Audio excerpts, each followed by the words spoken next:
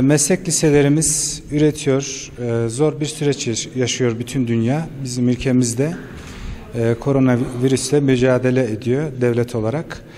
Bakanlığımız dün bir emir gönderdi. Meslek liselerimizin giyim bölümü olan okullarımızda bizler maske üretimi yapabilir miyiz diye konuştuk. Evet, maske üretimi yapabiliriz dedik. Bu anlamda devletimize, Sağlık Bakanlığımıza, müdürlüğümüze maske üreteceğiz.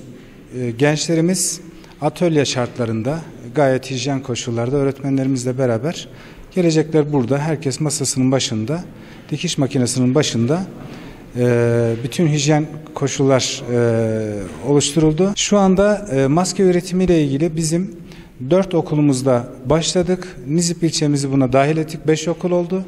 Ama biz usta öğreticilerimiz aracılığıyla da yine üretim kapasitemizi en üst düzeye çıkaracağız. Okullarımızda daha önce ifade etmiştim. 3 tane okulumuzda üretim yapıyoruz.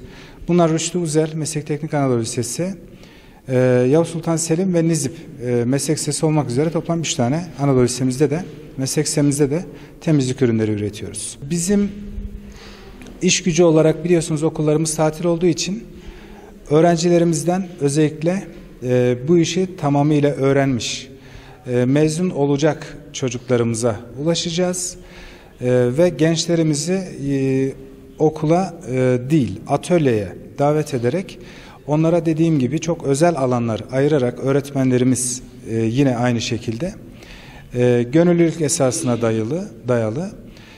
Şu an iş gücü olarak sayıyı bilmediğim için toplam olarak ne kadar üretebileceğimiz konusunda bir bilgi veremeyeceğim ama dediğim gibi biz bu konu milletimizin sağduyulu olduğu bir konu ve biz bu konuda inşallah Sağlık Müdürlüğümüze ilimiz ölçeğinde ihtiyacı ne kadar varsa onu 7/24 çalışma esasına uygun olarak karşılamaya gayret edeceğiz.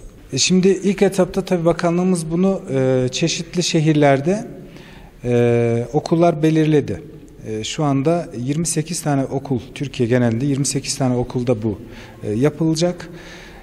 Biz Gaziantep'i, ilk hedefimiz Gaziantep'i karşılamak. Tabii ki eğer ihtiyaç hasıl olursa